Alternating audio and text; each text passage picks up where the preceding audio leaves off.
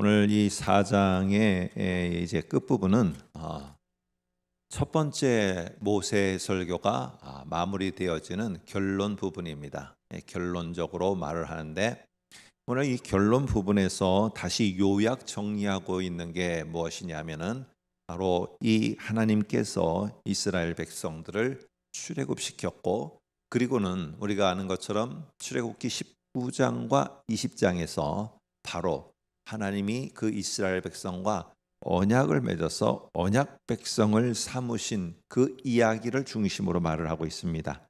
그래서 여기 보시게 되면은 우리가 읽은 32절에 이렇게 말합니다. 한번 생각 좀 해봐라. 창조하신 날서부터 지금까지 한번 생각해보라. 하늘 이 끝에서 저 끝까지 이런 큰 일이 있었던 적이 있느냐 하는 것입니다. 근데 이 큰 일이 뭐냐 하면은 33절을 보시면은 4장 33절에 어떤 국민이 불 가운데서 말씀하시는 하나님의 음성을 너처럼 듣고 생존하였느냐라고 이렇게 말합니다.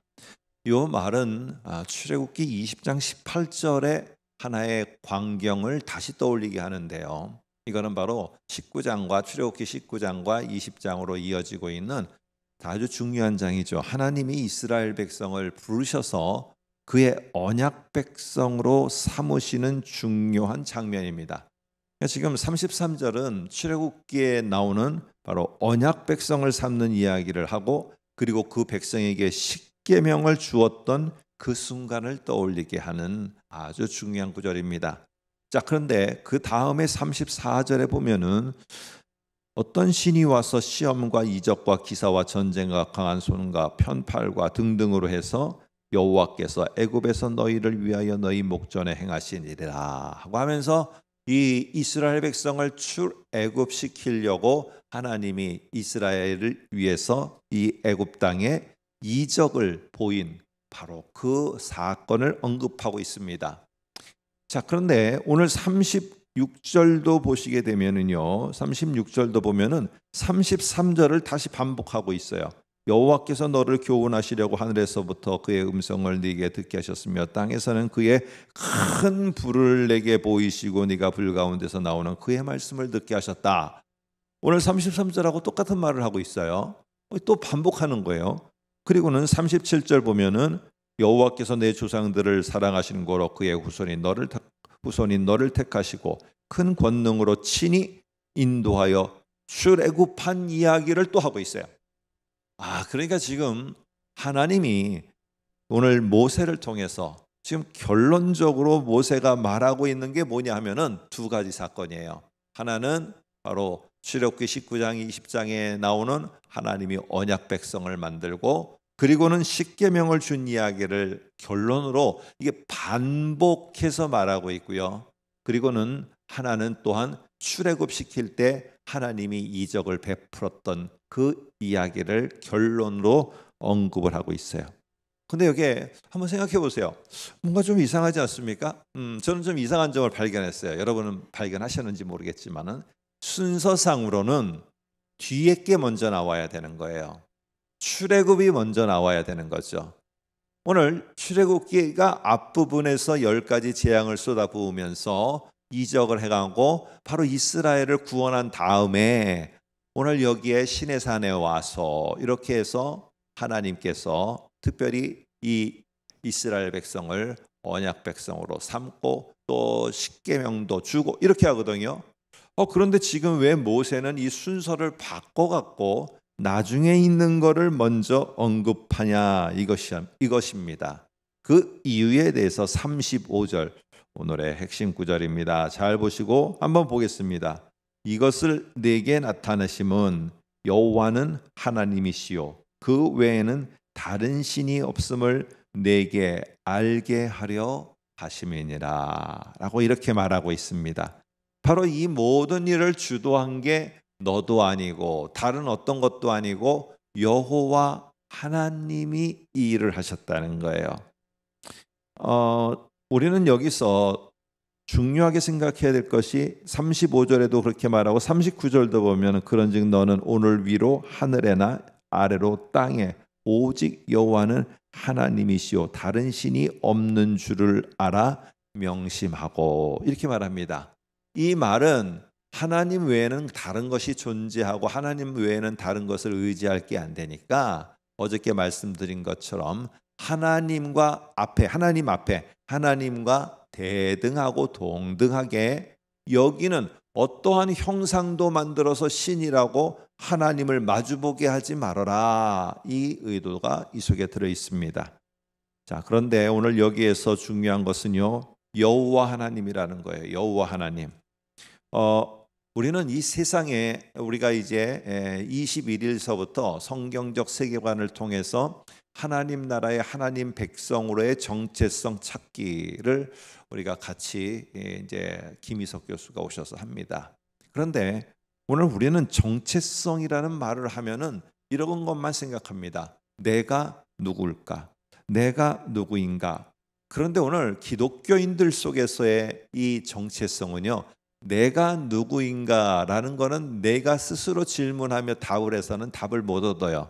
그 전에 먼저 전제가 되어야 될 게 뭐냐면은 여호와 하나님은 어떤 분인가 하는 거를 내가 먼저 전제를 가지고 분명해야 그 다음에 내가 누구인지를 알 수가 있어요.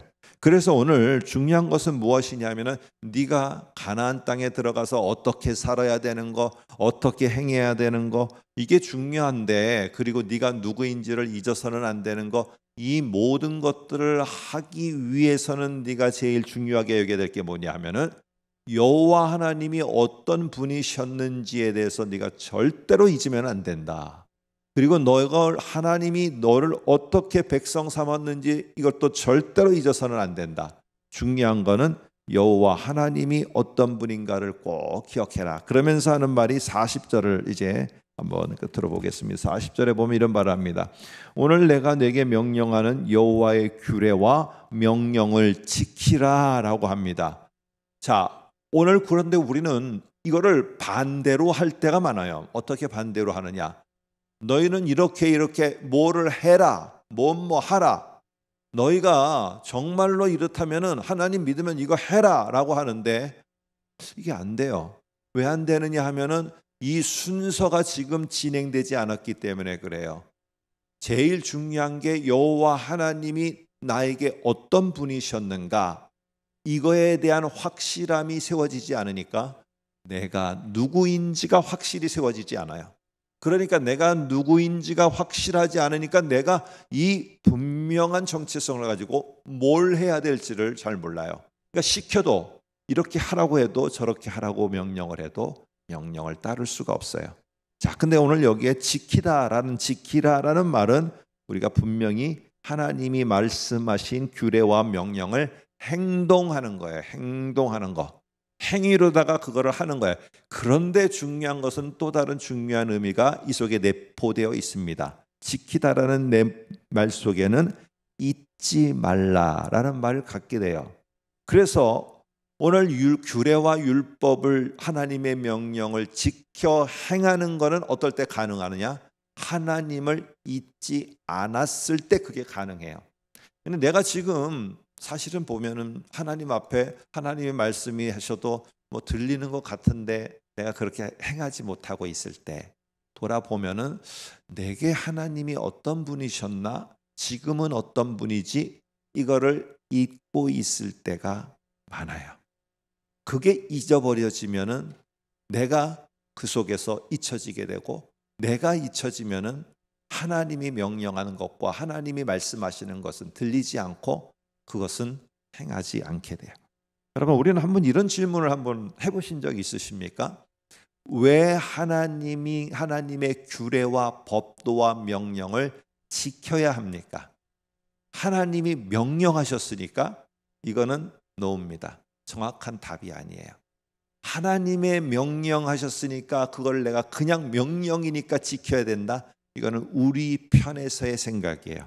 하나님의 진실된 의도는 뭐냐 하면은 규례라는 거, 명령이라는 거, 법도라는 요게 어떻게 하느냐 하면은 하나님과 나의 관계를 유지시켜 주게 돼요. 유지시켜 주게 돼. 부부 간에도 행해야 될 것들이 있어요. 부부가 서로 행해야 될 것들을 할 때 관계가 유지가 되는 거예요. 유지가 되는 거. 가까운 친구다. 가까운 친구 간에는 그 친구가 가까워지고 있다는 것을 유지시켜 주는 해야 될 것들이 있어요. 그래서 그 해야 될 것들을 함으로 말미암아 이 둘의 관계는요 돈독해지는 거예요. 1년 12달이 됐는데 전화 한 통 없어요. 아니 그런데 어떻게 친구가 돈독해지고 그 친구와 우정이 쌓아질 수 있겠어요? 해야 될 것이 있는 거예요. 그 해야 될 것은 왜 전화해 안 해 이렇게 말한다고 해서 하는 게 아니라 그거를 함으로 말미암아 내가 하나님을 잊어버리지 않아요. 예배해야 됩니다. 예배 꼭 해야 됩니다. 예배하라고 하나님은 말했습니다. 이렇게 해서 하는 거와 내가 예배에 함께함으로 하나님을 잊지 않는구나. 그리고 하나님이 나의 신실한 하나님인 것처럼 나도 하나님 앞에 그렇게 신실하게 살아야겠구나. 이것들을 내가 계속 생각하게 만드는 중요한 요인이 법도와 규례를 지키는 거예요. 그게 잊지 않는 방법이기도 하고요. 여러분, 그래서 하나님은 중요하게 여기시는 게 우리가 하는 일, 하나님은요 저 말 못하는 나무와 돌멩이를 통해서도 하나님이 이루고자 하시면은 하나님의 뜻을 이룰 수 있어요. 근데 언약 백성을 삼았어요. 언약 백성 삼기 위해서 내가 출애굽서부터 저 초라한 이스라엘을 데리고 나왔어요. 하나님과 이스라엘의 관계가 돈독해지기를 원하는 거예요. 이 돈독해지기 원하는 것 가운데 어떻게 하면 돈독해집니까? 그래, 내가 손가락을 펴봐라. 10가지를 가르쳐 줄게 하고 손가락대로 가르쳐 준 것이 바로 십계명이에요. 그때 우리 어떤 어린아이가 발가락도 있는데 가능하면 20개를 가르쳐 주시지 왜 손가락만 펴서 손가락대로만 해주셨을까? 그럴 수 있지만은 어쨌든 우리가 생각하는 그게 십계명입니다. 오늘 저와 여러분은 기억해야 됩니다. 내가 규례와 명령을 지키는 게 복을 받아 잘 누려 살려고 맞습니다. 그러나 그거보다 더 중요한 거는 그거를 행해야지. 내가 말씀을 보고 하나님이 이런 거구나. 하나님이 이런 걸 원하시는구나. 그렇게 하며 하나하나 해나갈 때 하나님과 여러분의 그 관계는 돈독해지고 그걸 가리켜서 우리는 신앙이 좋아지고 있다라고 말하고 있는 것입니다. 아무쪼록 오늘 이렇게 행하는 우리 모두에게 하나님이 어떻게 약속하시는가? 40절 후반에 보면 이렇게 말합니다. 너와 내 후손이 복을 받아 내 하나님 여호와께서 내게 주시는 땅에서 한없이 오래 살리라. 그럼 우리 세대만 여기서 예수 믿고 끝나고 그 다음엔 기독교가 어떻게 되든 우리 교회가 문을 닫든 교회가 없어지든 아무 상관없다. 우리 때만 있으면 그런 거 아니잖아요. 우리가 하던 일 우리가 잘하고 떠나면 내가 세상 떠나고 하늘나라 가면 끝이지 그럴 수는 없잖아요. 바로 그들에게까지 그것이 이어져 가게 하려면은 우리가 해야 되는 거 지켜야 돼요. 왜? 그래야 하나님과 우리의 관계가 돈독해지고 그래야 하나님과 우리 다음 사람들이 돈독해짐으로 말미암아 오늘 하나님을 잊지 않게 되고 그래서 하나님이 오늘 여기 약속하시는 바로 후손에게 복을 받아 하나님 여호와께서 내게 주시는 땅에서 한없이 지속되게 하시기 때문입니다.